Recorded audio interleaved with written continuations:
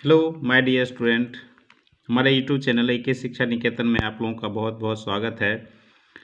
My dear student, biology MCQ part 1 class 10th के लिए मैंने लाया है। इसका फर्स्ट पार्ट मैं आज आप लोगों को करवाऊंगा, तो बने रहें हमारे साथ और बहुत ही इम्पोर्टेंट क्वेश्चंस करवाए जाएंगे।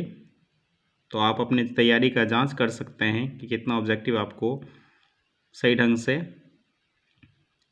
याद है। बच्चों, स्लाइड को सर्वप्रथम कंपाउंड माइक्रोस्कोप से देखा जाता है तो ये 10x पे, कितने पे? 10x पे देखा जाता है।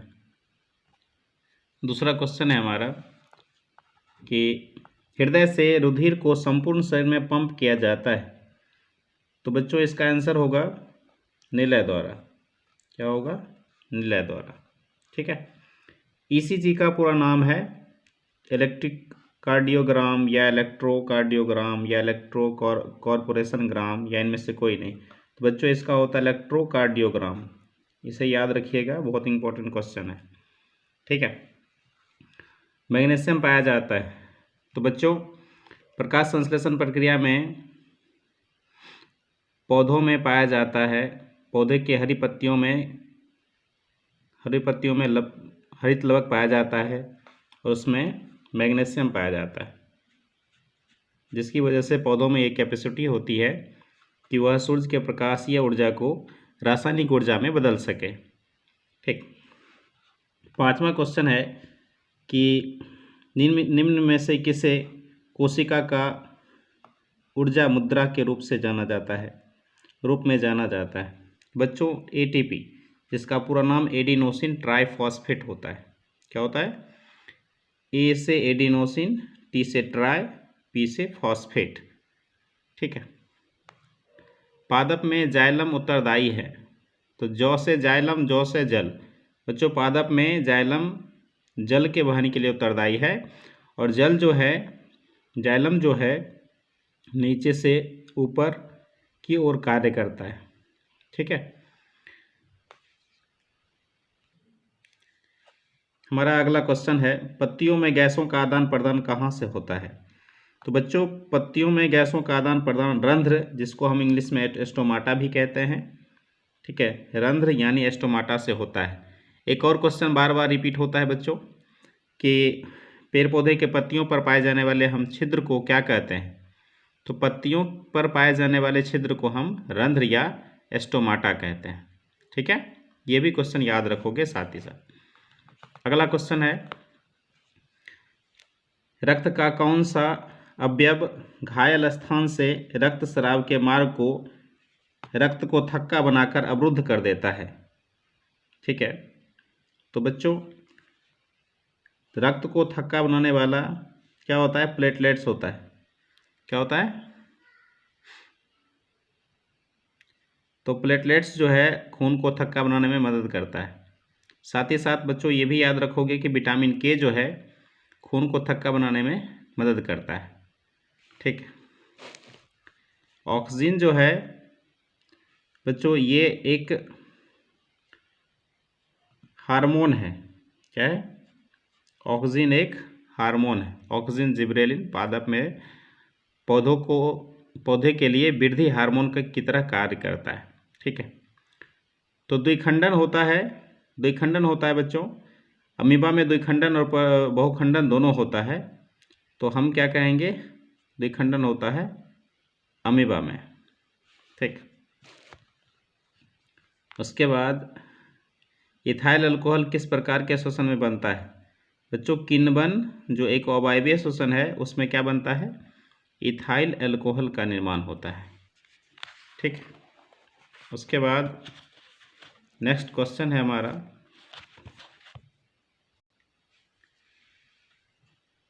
पौधों में श्वसन की क्रिया के अंतर्गत ATP के टूटने से कितनी ऊर्जा मुक्त होती है? बच्चों 3.5 जूल प्रति मोल ऊर्जा जो होती है वो मुक्त होती है।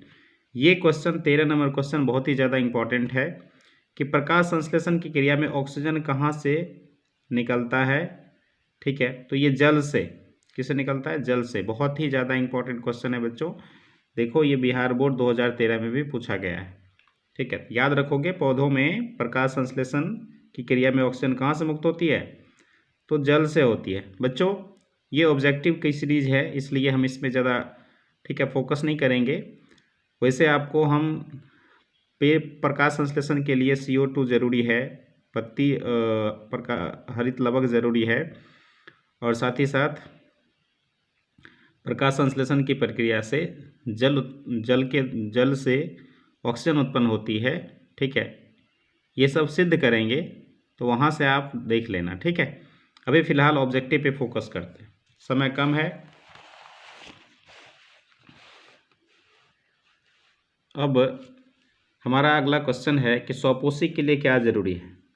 बच्चों स्वपोषी के लिए CO2, क्लोरोफिल, सूर्य का प्रकाश, इनमें से सभी जरूरी है। ठीक है, पर स्वपोषी यानी कि पेड़ पौधे और प्रकाश संश्लेषण की प्रक्रिया के लिए CO2, क्लोरोफिल, सूर्य का प्रकाश और तो ये सभी जरूरी है। तो हमारा आंसर क्या हो जाएगा? इनमें से सभी। प्रकाश संश्लेषण होता है कवक में, जंतुओं में, परजीवी में या हरे पौधे में? बच्चों प्रकाश संश्लेषण हरे पौधों में होता है, क्योंकि उसमें पत्तियों में क्या पाया जाता है? क्लोरोफिल पाया जाता है, जिसकी वजह से पत्तियाँ क्या होती है? हरी होती है। और क्लोरोफिल के अंदर अभी बताया था बच्चों क्या होता है? हरित लवक के अंदर पाया जाता है मैग्नीशियम, जिसकी वजह से पेड़ पौधों में यह क्षमता होता है कि वो सूर्य के प्रकाशीय ऊर्जा को रासायनिक ऊर्जा यानी कि ग्लूकोज में क्या कर सके? बदल सके। हरे पेड़ पौधे को हम क्या कहते हैं? उत्पादक। क्यों बच्चों? क्योंकि हरे पेड़ पौधे जो है प्रकाश संश्लेषण प्रक्रिया के द्वारा जो ग्लूकोज बनाता है और साथ ही साथ सह उत्पाद उप उत्पाद के रूप में ऑक्सीजन बनाता है, वो हमारे पूरे पृथ्वीवासी के लिए क्या है? जरूरी है। पेड़ पौधा जो ऊर्जा का उत्पादन करता है वही ऊर्जा हम लोगों के शरीर में आता है। तो हम कह सकते हैं कि पृथ्वी पर समस्त ऊर्जा का मुख्य स्रोत क्या है? सूर्य है। और सूर्य के ऊर्जा का स्थानांतरण या फिर उसको रासायनिक ऊर्जा में बदलने का काम पेड़ पौधा प्रकाश संश्लेषण प्रक्रिया के दौरान करती है। आगे यकृत में निम्न से कौन सा रस? यकृत से निम्न से कौन सा रस? तो बच्चों यकृत से पित्तरस निकलता है। ठीक है, जो क्षारीय होता है। क्या होता है बच्चों? यकृत से पित्तरस निकलता है जो क्षारीय होता है। मानव हृदय में कितने कोष्ठ होते हैं? अर्थात बेसम। क्या बच्चों? मानव हृदय में 4 बेसम होते हैं। तो हमारा आंसर 4 होगा। क्या होता है? दायां अलिंद, बायां अलिंद, दायां निलय और बायां निलय। तो मानव हृदय में 4 कोष्ठ होते हैं। और बच्चों मछली में 2 प्रकोष्ठ होते हैं, 2 कोष्ठ होते हैं, और मेढक में 3 होते हैं। मेढक उभयचर में 3 होते हैं, मछली में 2 होते हैं और मनुष्य में 4 होते हैं। इसको याद रखिएगा। ठीक है, आगे मनुष्य का हृदय प्रति मिनट कितनी बार धड़कता है? सॉरी बच्चों, ये है हमारा 19 नंबर क्वेश्चन। मानव हृदय का प्रकुचन दाब जो होता है 120 mmHg होता है। कितना होता है? 120 mmHg। पौधों में वाष्पोत्सर्जन किस भाग से होता है? बच्चों पत्तियों के द्वारा होता है, क्योंकि पत्ती पर जो रंध्र पाया जाता है, ठीक है, उसी से CO2 जो होते हैं वो अंदर जाते हैं। ठीक है, और O2 क्या होते हैं? बाहर आते हैं। ठीक है, तो पेड़ पौधों में वाष्पोत्सर्जन की प्रक्रिया भी क्या होती है? पत्ती से ही होती है, रंध्र के द्वारा। ठीक है, उसके बाद अगला क्वेश्चन है बच्चों, मानव का हृदय प्रति मिनट कितनी बार धड़कता है? तो ये है 72 बार धड़कता है। ठीक है, मनुष्य का हृदय प्रति मिनट कितनी बार धड़कता है? 72 बार धड़कता है। ठीक, मस्तिष्क उत्तरदायी है सोचने के लिए, हृदय स्पंदन के लिए, शरीर का संतुलन बनाने के लिए, इनमें से सभी? तो बच्चों इनमें से सभी होगा। मस्तिष्क सोचने के लिए भी उपयोगी है, उत्तरदायी है, हृदय स्पंदन के लिए भी है, शरीर का संतुलन बनाने के लिए भी है। तो इनमें से सभी हमारा आंसर हो गया। अगला है, इनमें सामान्यतः किसका उपयोग कोशिका ऊर्जा द्वारा उत्पादन के लिए किया जाता है? तो ग्लूकोज का उपयोग, ठीक है, ऊर्जा उत्पादन के लिए किया जाता है। बच्चों जैसे ही आप श्वसन की परिभाषा क्या कहते हो? श्वसन की परिभाषा कहता है कि श्वसन वह जटिल रासायनिक प्रक्रिया है जिसमें कार्बनिक पदार्थ जैसे ग्लूकोज का क्या होता है? चरणबद्ध तरीके से ऑक्सीकरण होता है, जिससे ठीक है ऊर्जा उत्पन्न होती है। तो ग्लूकोज का ऑक्सीकरण होता है। ठीक है, कार्बनिक पदार्थ में क्या रखना है? ग्लूकोज। मनुष्यों में सांस लेने और सांस छोड़ने की प्रक्रिया, हाँ बच्चों, सांस लेने की प्रक्रिया को प्रश्वास और सांस छोड़ने की प्रक्रिया को उच्छ्वास, और दोनों प्रक्रिया को हम जब मिला देते हैं तो हम उसे कहते हैं श्वासोच्छ्वास। ठीक।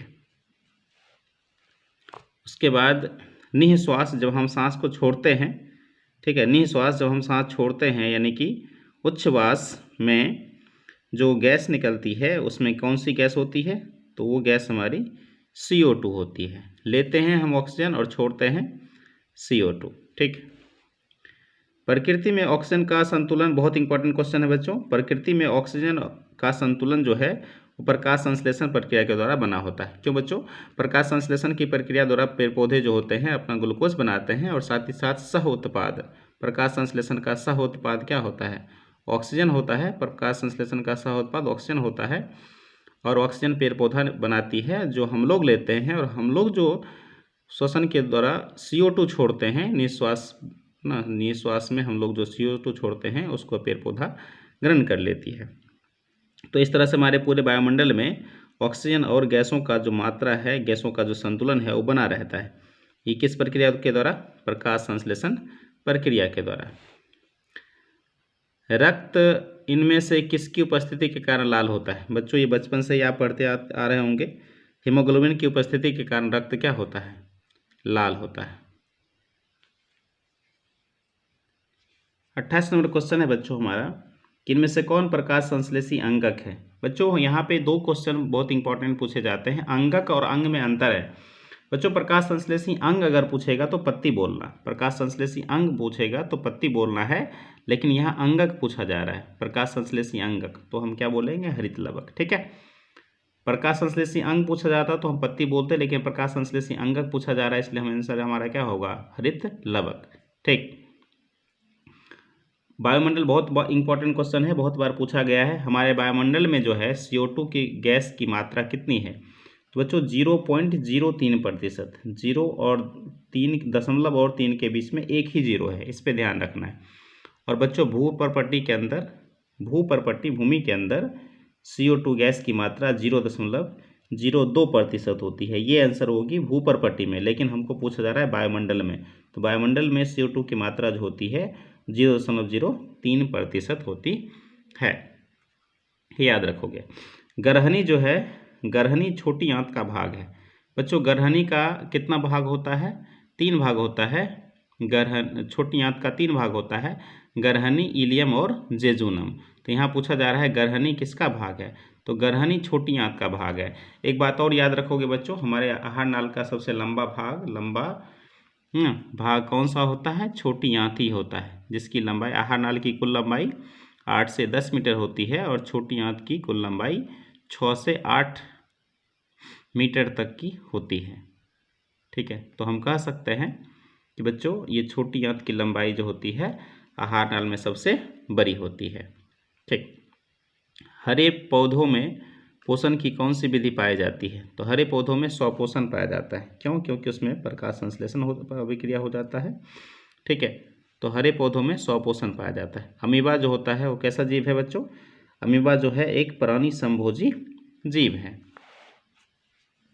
लार में कौन सा एंजाइम पाया जाता है? बच्चों बहुत इंपॉर्टेंट है। लार में 2 एंजाइम पाया जाता है, एक इमाइलेज, ठीक है, और दूसरा जो पाया जाता है वो टाइलिन पाया जाता है। क्या पाया जाता है? टाइलिन। तो अभी हमको इसमें तो ऑप्शन में क्या पूछा जा रहा है? कौन सा एंजाइम पाया जाता है? तो यहाँ हमारे पास इमाइलेज है, तो हम इमाइलेज बोलेंगे। ठीक है। वसा का पाचन किसके द्वारा होता है? तो बच्चों वसा का पाचन जो होता है वो लाइपेज के द्वारा होता है। और वसा का पाचन कहाँ से स्टार्ट हो जाता है?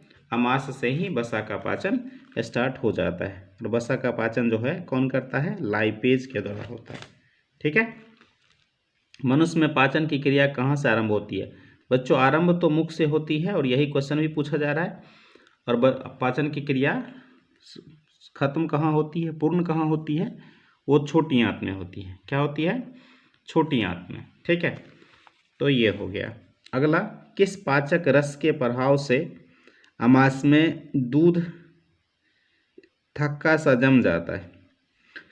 बच्चों रेनिन। क्या चीज़? रेनिन की वजह से दूध जो है थक्का जैसा जम जाता है। ठीक, और ये टाइलिन एंजाइम कहाँ पाया जाता है बच्चों? अभी हमने आपको करवाया, देखो कि लार में क्या पाया जाता है? इमाइलेज और टाइलिन दोनों एंजाइम पाए जाते हैं। ठीक है, आगे अभी बच्चों आपको करवाया गया था, अभी पिछले क्वेश्चन में हमने बोला था कि आहार नाल का सबसे लंबा भाग कौन सा होता है? तो वो छोटी आंत होता है। कितना बताया था बच्चों? ना 6 से 8। ठीक है, ये 6 से 8। उसके बाद मनुष्य में जो ब्रिक है, ब्रिक यानी कि किडनी।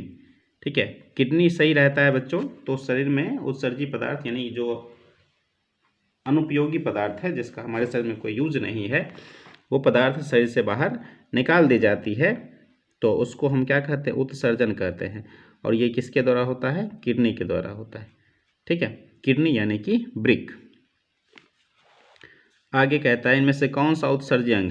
तो बच्चों ये क्वेश्चन दोनों सिमिलर है। उत्सर्जी अंग कौन सा होगा? ब्रिक हो जाएगा, ब्रिक मतलब किडनी। ठीक है,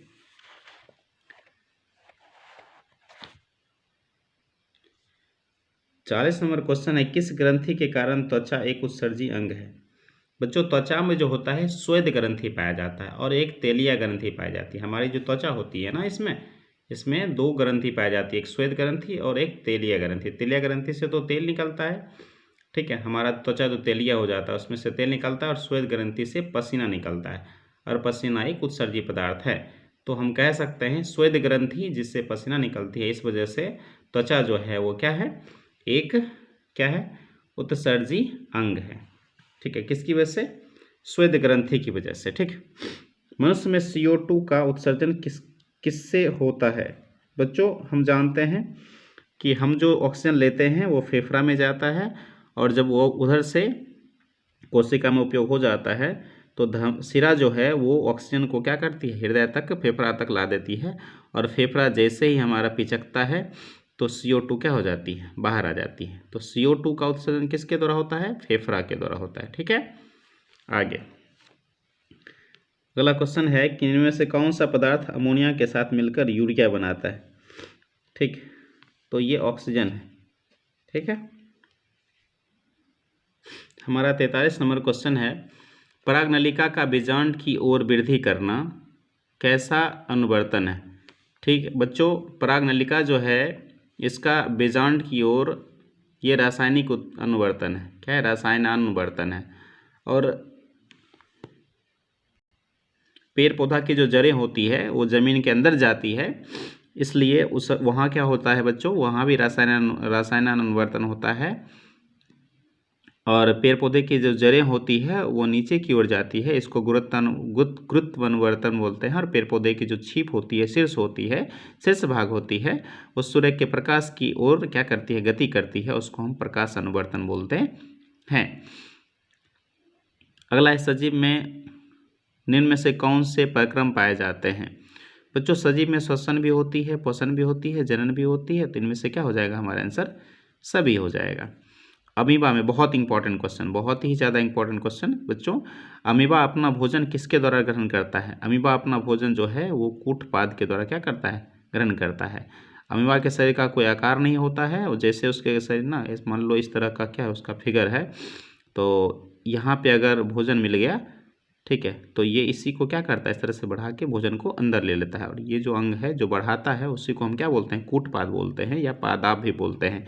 तो अमीबा अपना भोजन जो ग्रहण करता है वो किसके द्वारा करता है? कूटपाद के द्वारा। बहुत बार क्वेश्चन पूछा गया बच्चों, इसलिए इसको याद रखोगे। मांसाहारी जंतुओं की छोटी आंत की लंबाई शाकाहारी की तुलना में क्या होती है?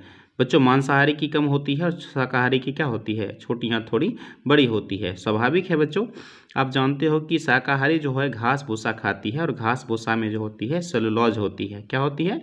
पेड़ पौधे की जो बाहरी कोशिका की जो बाहरी परत होती है, ठीक है, वो किसकी बनी होती है? कोशिका भित्ति जो होती है सेलुलोज की बनी होती है, और सेलुलोज को पचाना इतना आसान नहीं है, इसलिए जो शाकाहारी जीव हैं वो घास भूसा खाते हैं, और उसको पचाने के लिए छोटी आंत की लंबाई का बड़ा होना जरूरी है। तो मांसाहारी जीव की छोटी आंत क्या होगी? छोटी होगी, और शाकाहारी जीव की जो होगी उसकी छोटी आंत क्या होगी? वो बड़ी होगी। ठीक है, अगला क्वेश्चन है 47 नंबर, कि इनमें से कौन सा अपघटक है। तो अपघटक जो होता है बच्चों वो क्या होते हैं, मृतजीवी होते हैं। और आप जानते हो मृत बैक्टीरिया, अच्छा एक बैक्टीरिया को ठेठी भाषा में अगर समझना हो तो ये समझो कि बैक्टीरिया जो होती है वो पिल्लू वगैरह होती है। जब कोई जीव मर जाता है और तो उसमें पिल्लू वगैरह लग जाती है, बैक्टीरिया लग जाती है और उसका सरलीकरण यानी अपघटन कर देता है। सरलीकरण मतलब अपघटन कर देता है। और जो अपघटन करता है, जो सरलीकरण करता है, चीज़ों को सराता गलाता है, उसी को हम क्या कहते हैं, अपघटक कहते हैं। तो ये बैक्टीरिया का काम है। किसका काम है, बैक्टीरिया। तो मृतजीवी यानी मरे पौधे से जो भोजन प्राप्त करता हो उसे हम मृतजीवी कहते हैं और वो बैक्टीरिया है। और मृतजीवी का दूसरा नाम क्या होता है, अपघटक होता है। ये याद रखोगे कि मृतजीवी को हम और किस नाम से जानते हैं, तो आप कहोगे अपघटक। ठीक है, आगे क्लोरोफिल अणुओं को हम क्या कहते हैं। हाँ बच्चों, अभी तुरंत पढ़ाया गया आप लोगों को। जो क्लोरोफिल के अणु होते हैं उसको हम क्या कहते हैं, प्रकाश संश्लेषी इकाई। क्या बोलते हैं, प्रकाश संश्लेषी इकाई या अंग कहते हैं। ठीक है, ट्रिप्सिन नामक एंजाइम पाया जाता है। ट्रिप्सिन एंजाइम जो है वो अग्नाशय रस में पाया जाता है। कहाँ पाया जाता है, अग्नाशय रस में। ठीक है, ये क्वेश्चन बार बार फिर से रिपीट हो रहा है बच्चों। स्वपोषण यानी प्रकाश संश्लेषण के लिए किस किस, स्वपोषण किस में होता है, पेड़ पौधे में, उसमें कौन सा प्रक्रिया होता है, प्रकाश संश्लेषण। तो प्रकाश संश्लेषण के लिए क्या क्या जरूरी है बताओ, हरित लवक जरूरी है, सूर्य का प्रकाश भी जरूरी है, जल और खनिज लवण भी जरूरी है। ठीक है, और तो इनमें से हमारा आंसर क्या हो जाएगा, सभी। ये क्वेश्चन बार बार रिपीट हो रहा है, याद रखोगे। पेप्सिन नामक एंजाइम प्रोटीन के को क्या करता है, बदल देता है। बहुत इंपॉर्टेंट क्वेश्चन है बच्चों, बहुत ही ज़्यादा इंपॉर्टेंट क्वेश्चन है ये। प्रोटीन को पेप्टोन में कौन बदलता है, प्रोटीन को पेप्टोन में कौन बदलता है, पेप्सिन। या इसको इस क्वेश्चन में पूछा गया है कि पेप्सिन नामक एंजाइम जो है भोजन के प्रोटीन को किस में बदल देता है, तो हम पेप्टोन कहेंगे। ये बहुत इंपॉर्टेंट क्वेश्चन है। प्रोटीन को पेप्टोन में बदलने वाला एंजाइम कौन सा है, पेप्सिन है। ठीक, और अमाशय से ही क्या होता है, प्रोटीन का पाचन स्टार्ट हो जाता है। वसा का भी पाचन अमाशय से स्टार्ट होता है।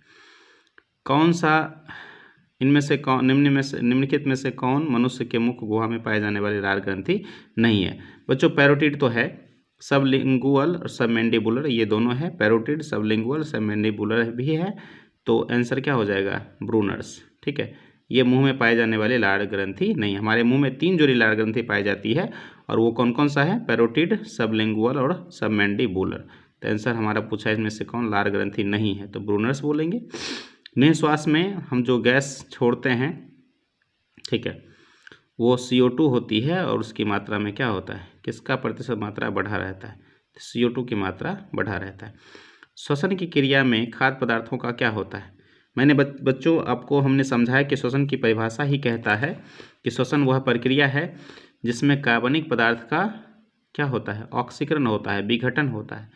ठीक है, तो ये हो जाएगा हमारा आंसर क्या होगा, विघटन। मनुष्य में श्वसन वर्णक पाया जाता है। मनुष्य में श्वसन वर्णक कौन होता है, हीमोग्लोबिन। उसी की वजह से हमारा खून क्या होता है, लाल होता है। मनुष्य में श्वसन वर्णक, बहुत इंपॉर्टेंट क्वेश्चन है बच्चों। मनुष्य में श्वसन वर्णक कौन है, हीमोग्लोबिन। दही जमने की प्रक्रिया, हाँ दही जमने की प्रक्रिया क्रिया सहायक है, वो क्या होगा हमारा, किण्वन। और बच्चों दही, दूध को दही में बदलने वाला एंजाइम कौन सा होता है, ठीक है, जाइमेज। और दूध को दही में बदलने वाला जीवाणु कौन सा है, वो लैक्टोबैसिलस। और बच्चों दूध से संबंधित एक वर्ड है लैक्ट, इसको आप लोग याद रखोगे। दूध को दही में बदलने वाला जीवाणु लैक्टोबैसिलस। दूध की शुद्धता को मापने वाला यंत्र लैक्टोमीटर। और दूध में पाए जाने वाला यानी दूध और दही में पाए जाने वाला अम्ल जो होगा वो क्या होगा, हमारा लैक्टिक अम्ल होगा। तो बच्चों दूध, दही में पाया जाने वाला, दूध में पाया जाने वाला जीव कौन सा होगा, लैक्टोबैसिलस। दूध की शुद्धता को मापने वाला यंत्र क्या होगा, वो होगा लैक्टोमीटर। और दूध में पाए जाने वाला, दही में पाए जाने वाला अम्ल जो होगा वो लैक्टिक अम्ल होगा। बच्चों श्वेत क्रांति जो है उसके जनक कौन हैं, वर्गीज कुरियन हैं। ठीक है, और श्वेत क्रांति किससे संबंधित है, दूध से संबंधित है। ठीक है, ये भी याद रखोगे। 57 नंबर क्वेश्चन है बच्चों कि कीटों में प्रमुख श्वसन अंग क्या है।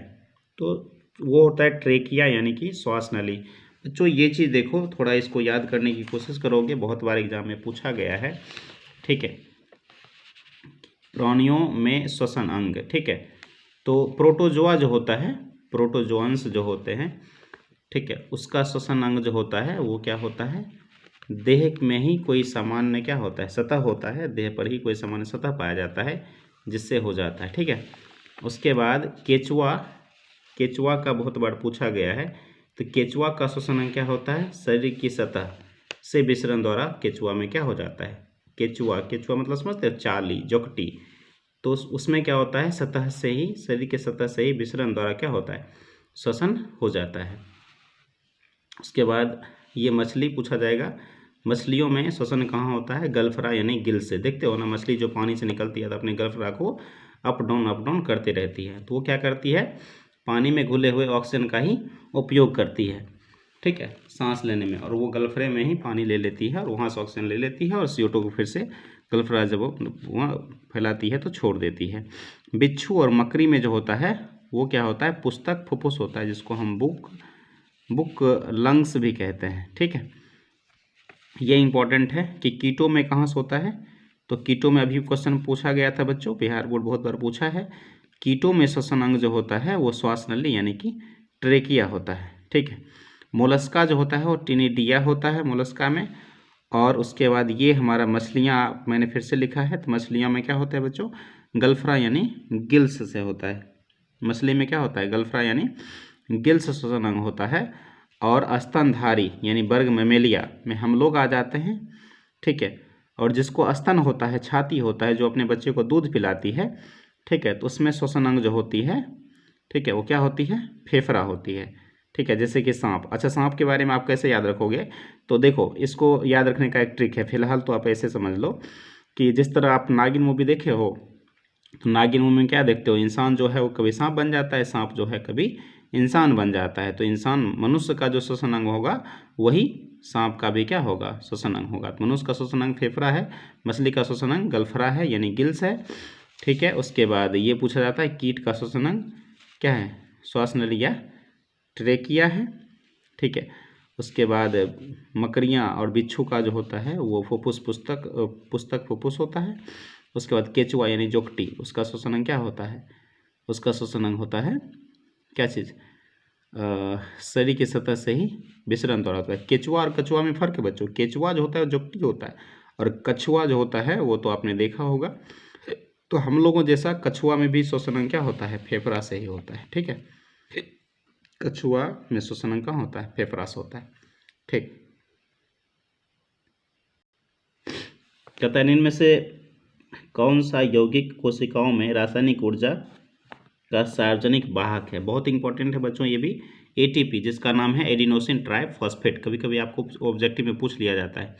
तो ये है एडिनोसिन ट्राइफॉस्फेट। मनुष्य में रुधिर छानता है बच्चों, मनुष्य में रुधिर छानने का जो काम है वो बोमेन संपुट में होता है। किस में होता है, बोमेन संपुट। बोमेन संपुट किसका भाग है बच्चों, ये नेफ्रॉन का है। और नेफ्रॉन क्या होता है, वृक्क की संरचनात्मक और क्रियात्मक इकाई को हम क्या कहते हैं, नेफ्रॉन कहते हैं। ठीक है, उसके बाद प्रत्येक गुर्दे में, हाँ यहाँ फिर से आ गया, गुर्दा मतलब वृक्क। प्रत्येक गुर्दे में कितना नेफ्रॉन होता है बच्चों, 10 लाख से ज़्यादा होता है। तो ये क्या हो जाएगा, लगभग 12 लाख। ठीक है, पादप अपशिष्ट संचित रहते हैं बच्चों। पादप अपशिष्ट जो होता है वो पत्ती में भी रहता है, कोशिकीय रिक्तिका में भी रहता है और छाल में भी रहता है। अर्थात इसका आंसर क्या हो जाएगा, सभी।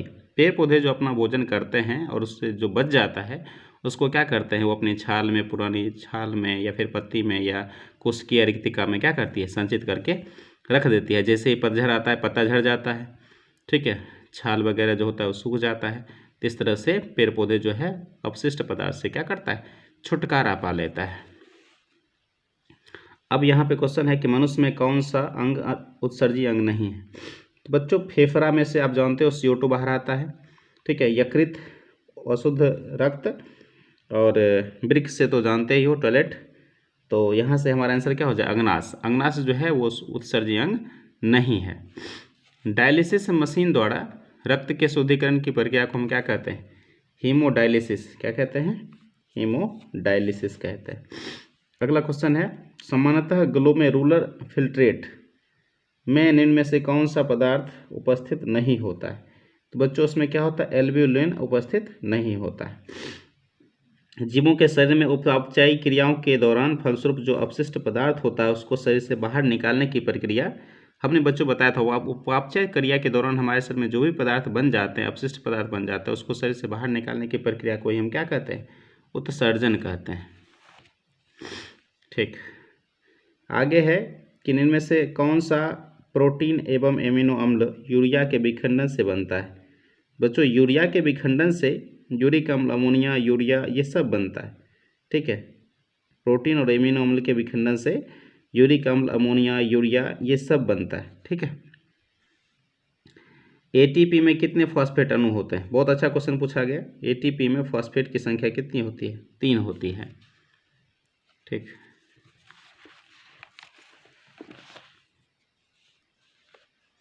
अगला क्वेश्चन है, वृक्क के संरचनात्मक और क्रियात्मक इकाई को बच्चों हमने पिछले क्वेश्चन में करवाया था, बोला भी था कि वृक्क के संरचनात्मक और क्रियात्मक इकाई को हम क्या कहते हैं? नेफ्रॉन कहते हैं। बहुत इंपॉर्टेंट क्वेश्चन है, बहुत बार पूछा गया है।